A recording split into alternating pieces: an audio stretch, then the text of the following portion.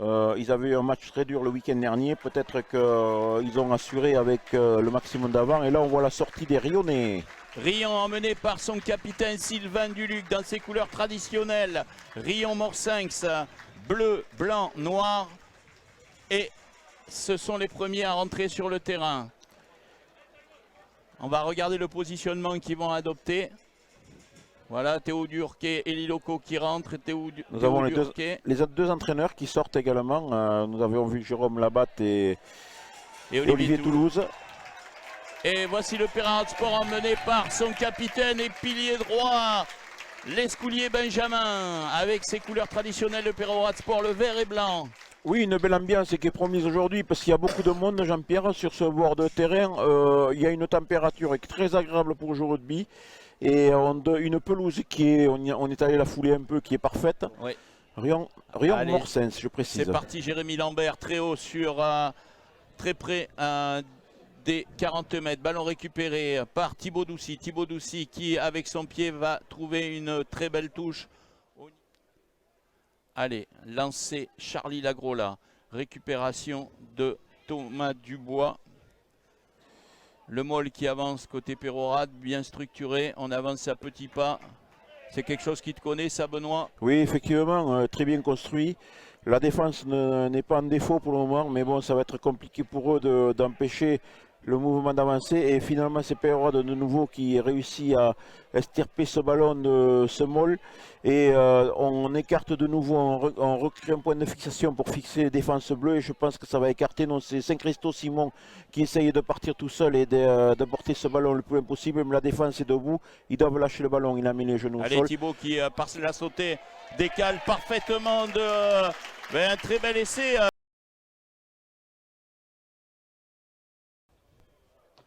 Le ballon s'élève et va passer entre les poteaux. Une magnifique, elle prend bien la barre du milieu, comme on le dit, Benoît. Oui.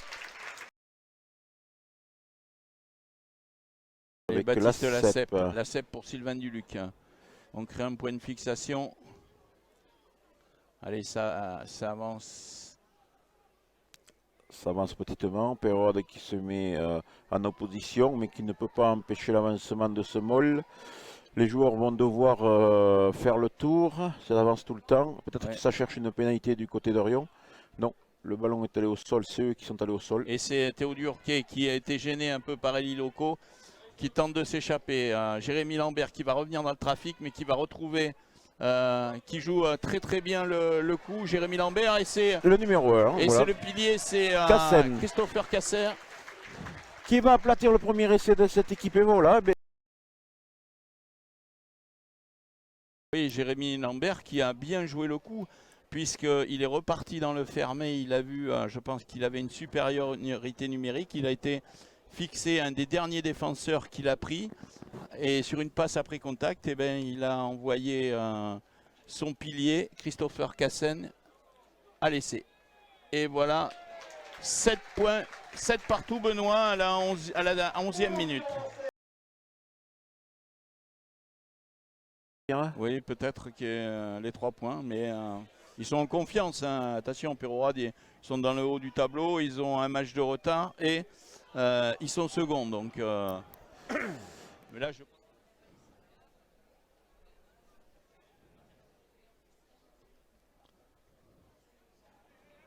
elle passe. Très beaucoup de pieds qui passent entre les poteaux. On ne peut rien manquer. On voit les deux équipes, le numéro 3 qui part un peu en travers. Et donc l'arbitre estime que ça peut se jouer. Voilà, il considère voilà, une double sautée. Double sautée pour la Devie. La Devie qui a cassé un premier plaquage. Et ça enchaîne avec Thibaut. Thibaut qui va donner à Johan Peyre qui prend un magnifique tampon. Mais effectivement, il y avait un léger hors-jeu. Oui. Allez, Thibaut pour 3 points de plus. Et c'est fait.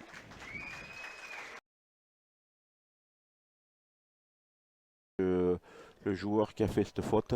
Allez, on revient au jeu. Johan avec... Lapeyre. Lapeyre Le Maule qui avance petit pas, qui est bien structuré. Benoît, je te la laisse commenter, c'est ta spécialité. Oui, effectivement, c'est très bien joué. Et Peyrade qui varie de gauche à droite et qui va porter le ballon directement derrière la ligne.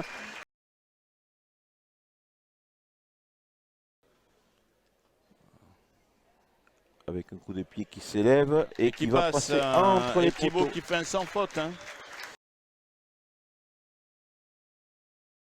Attention parce que ça écarte de nouveau. Il faut ce numéro 12. Donc Lilika qui est pris. Et ça revient sur le capitaine numéro 3, Jean-Baptiste Castagnier. Ouais. Et il y aura une pénalité. Oui, c'est un vert qui ne s'est pas sorti. Voilà. Toujours les Rionnais qui montrent de la pression devant. Et attention parce qu'il y a toujours les mains vertes sur le ballon. Mais ça écarte avec de nouveau le seconde ligne numéro 5, Loco. Et récupérer une magnifique pénalité que s'est chargé de mettre Jérémy Lambert. Oui. Et ça serait dommage qu'ils soient punis sur la dernière action de cette première période, sachant qu'eux, ils n'ont pas réussi à scorer malgré qu'ils aient passé un quart d'heure dans le camp de l'équipe de Peyrade.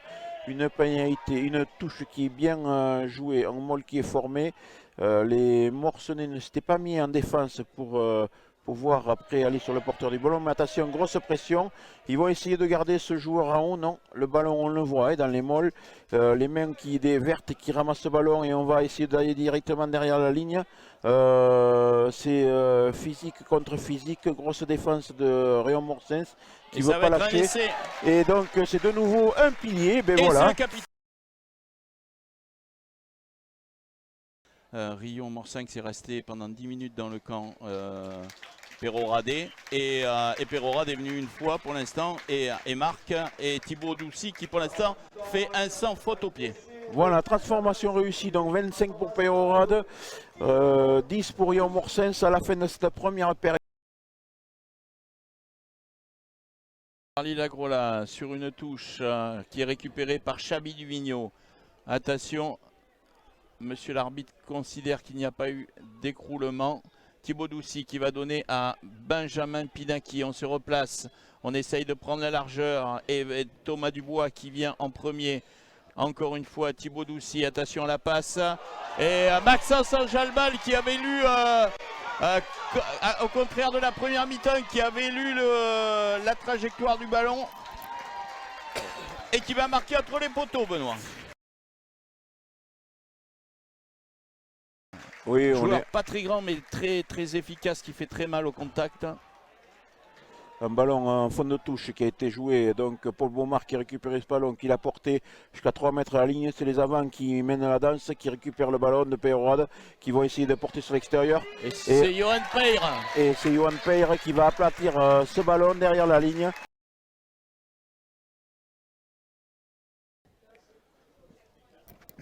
Et on voit que Nathan Dumora se prépare aussi.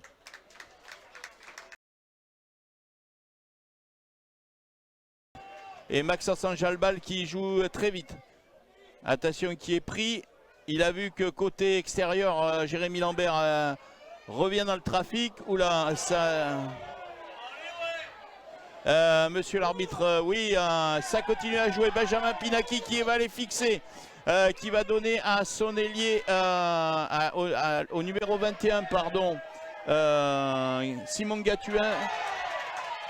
Benjamin Pinaki qui s'en sort et qui va marquer.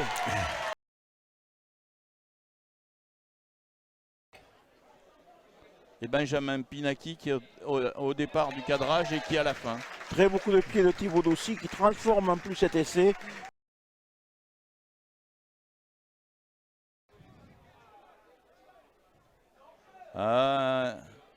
Belle combinaison. On n'est pas loin de la ligne, attention. Thibaut Doucy qui défend aussi sur sa ligne. On s'accroche. Mais c'est un essai.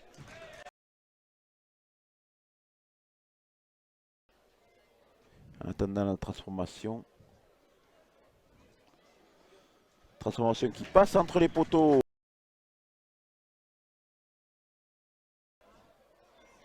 On a au relais Sylvain Jean Chanjat. Allez, beau contre de Dubois. Dubois, Belleret Belleret qui avance, attention qui est pris, on essaye de contester côté Peyrehorade avec Paul Baumard qui avance.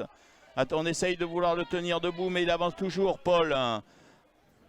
Et ça enchaîne avec Thibaut, Thibaut pour Pinaki, Pinaki qui donne sur une +1 mais les joueurs de Riom-Morsing savaient très bien circuler.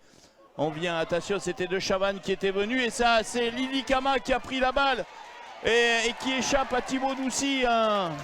Attention Peyrehorade de ne pas jouer avec le feu parce que... Félicité de cette transformation, effectivement. Et bien voilà, il passe tranquille. Sylvain Duluc est sorti blessé, je pense qu'il a la pommette éclatée sur un plaquage et donc c'est Riom-Morsing qui récupère ce ballon. Un mol qui est créé, le ballon qui est porté, ça avance, l'arbitre qui annonce que les défenses peuvent monter avec de nouveau ce ballon qui est cafouillé mais qui est arraché. Arraché par Castagnier, Rémi Castagnier. Et le ballon qui est tenu au sol et c'est de nouveau une pénalité contre cette équipe de Peyrehorade. Le ballon qui est rapidement joué et qui va être peut-être le ballon. C'est de Théo Durquet et jusqu'à la fin le Riom-Morsing se bat et comme on le disait si bien, connaissant les entraîneurs Olivier Toulouse et Jérôme Labatte, c'est des compétiteurs, ils incitent leurs joueurs à aller jusqu'au bout et on voit qu'ils viennent de marquer. Les deux équipes s'en sont données énormément. Et Romain Tournier qui, ça ne va pas passer. Et on va rester sur ce score. Voilà, fin du match sifflé ici à Peyrehorade.